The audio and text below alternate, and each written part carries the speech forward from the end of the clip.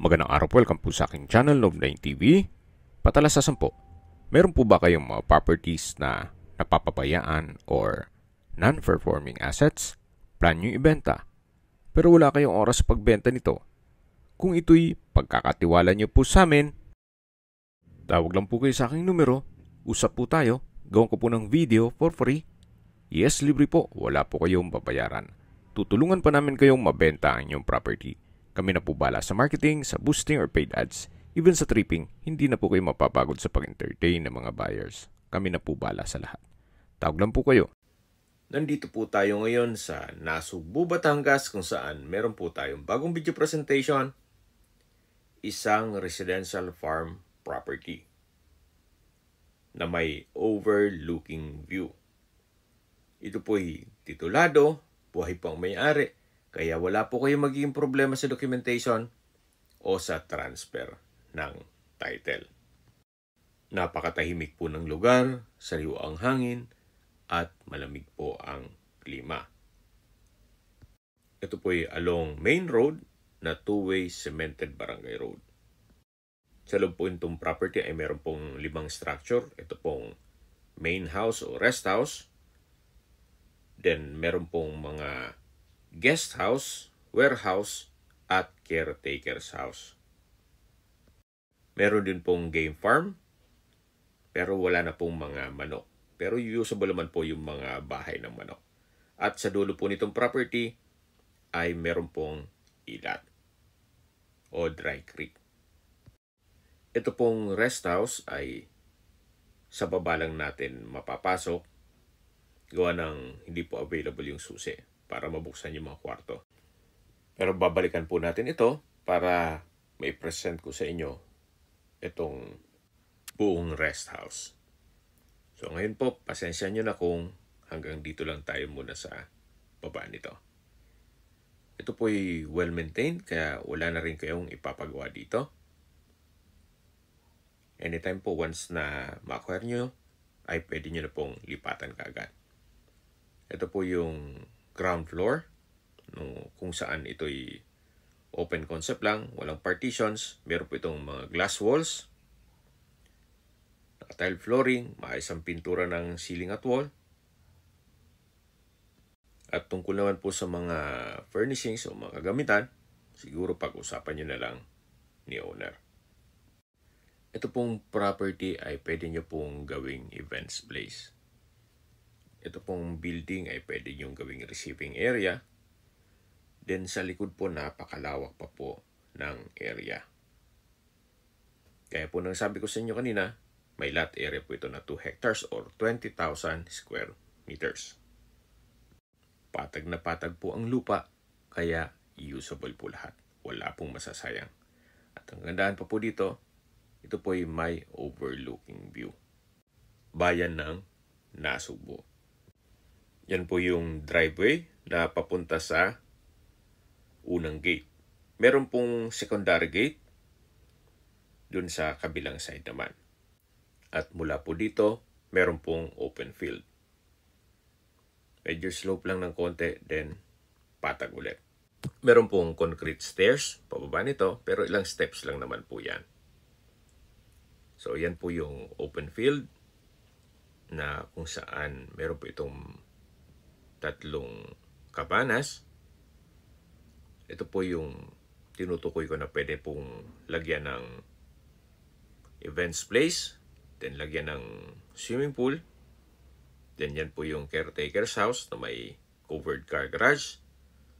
So mula po dito sa gitang parte ng property, yan po, tunghayan po, napakaganda, napakaaliwalas. At dito naman po yung game farm. Wala na pong mga manok dyan ngayon, pero usable naman po ang farm facilities. So dito na po yung driveway mula dito sa open field. Then diretso na po yan. Ito pong side na to ay yung concrete fence o perimeter fence. Ito pong driveway ay konkreto din po. So yan po yung game farm. Napakalawak po niyan. Hindi ko lang natanong kung ilang manok ang kakasya dyan. Hanggang sa dulo po at dun sa my guest house. Hanggang dito po, meron pong mga tipis, then may chicken house, at yan po yung guest house, at dyan po tayo galing kanina. Then next po dyan ay yung open field with cabanas, at matataw natin yung rest house. Napakaganda po, napakaliwalas nitong property. So ito po yung guest house. Ganun pa rin po, hindi natin mapasok yung loob nito. Gawa ng hindi po available yung susi. Pero meron po itong view deck. Mamaya po akyat tayo. So meron po itong 360 degrees view. May glass walls and windows na may security grill. Itong main door ay meron pong aluminum screen door. May wall lamp sa paligid nito. At naka-tile flooring na rin po yan.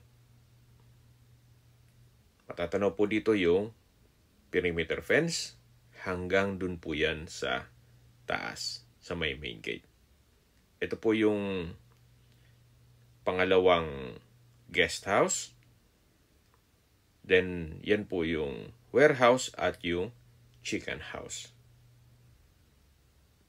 Meron din pong covered car park o garahe. Hanggang dito po yung driveway. Napakalawak pa po hanggang sa dulo yan, na kung saan meron pong dry creek o ilat. Ito pong guest house ay maayos na maayos pa, well-maintained. Ganun din po itong pangalawang guest house. Habang naglilibot po tayo at pinagmamasdan niyo po itong buong farm property, pag-usapan na natin ang distance, location at travel time. Mula po sa provincial highway, napakalapit lang po nito. 4 kilometers lang po ang distance at ang travel time is 7 minutes. Kaya accessible din po ito ng public transportation.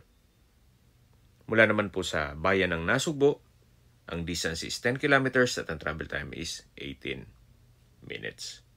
Kompleto na po doon gaya ng public market, groceries, convenience store, remittance center, banks, schools, church, at hospital. Yan po yung lagi kong binabanggit sa aking video na dapat yung i-consider sa paghanap ng property, yung meron pong malapit na hospital. Hindi ko naman po sinasabing sakitin kayo. Yan naman po for emergency purpose lang naman. At malapit din po ito sa mga beach resort dito sa Nasugbo. Ang distance is 12 kilometers at ang travel time is 20 minutes. Mula naman po sa Welcome Arc ng Nasugbo, ang distance is 28.2 kilometers at ang travel time is 34 minutes. Mula naman po sa Twin Lakes, ang distance is 32.3 kilometers at ang travel time is 40 minutes. Mula naman po sa Tagaytay Rotonda, ang distance is 41.1 kilometers at ang travel time is 1 hour and 10 minutes. Mula naman po sa Calac Silang Interchange, ang distance is 62.1 kilometers at ang travel time is 1 hour and 20 minutes. Kung manggagaling naman po sa Manila o sa airport, ang distance is 108.9 kilometers at ang travel time is 2 hours and 23 minutes. So ito po ulit yung driveway at babalik po tayo dito sa harapan ng bahay o rest house. Meron pong maliit na kubo at open lanay. Then sa dulo po ay yung main gate. Sa mga nag-skip po ng video, summarize ko lang po, itong property ay nasa Nasugbo, Batangas. May lot area po ito na 20,000 square meters o 2 hectares. Ito po titulado. Buhay po ang may-ari kaya wala po kayong maging problema sa documentation o sa transfer ng title. Along two-way cemented barangay road at may access na rin po dito ng tubig, kuryente at internet provider. Okay, sa presyo na po tayo. Binebenta po ito ni owner sa halagang 3,000 pesos per square meter. Kung may mga katanungan po kayo, tawag lang po kayo sa aking numero. At sa mga kababayan naman natin na sa ibang bansa, meron po akong WhatsApp, Viber at Telegram. Same number lang po, 0917-316-3399. Sa mga nagtatanong naman po ng aming Facebook, meron po aming Facebook page na Nov9TV at Facebook Real Video. Meron din pong TikTok at Instagram. May ibang YouTube channel po kami, the Nov9TV channel, Nov9TV Listings, Nov9 TV on the spot, Nov9 TV updates, at Nov9 TV house rental. Sana po naibigyan nyo ang video presentation. Paki-like and subscribe na lang po sa aking channel para ma-update din po kayo sa aking future listings. Kung sakali po hanap nyo yung mas malaking sukat ng lupa, meron din po kami ibang listings na pwede nyong pagpilian. Huwag po kayong mag-atubiling tumawag sa amin. Then, let us know your budget para malaman namin kung anong property pwede naming ilog sa inyo. Sa lahat pong viewers, subscriber at nagtiwala po sa amin, salamat po sa suporta. Ingat po kayo lagi at yung pamilya. Maraming salamat po.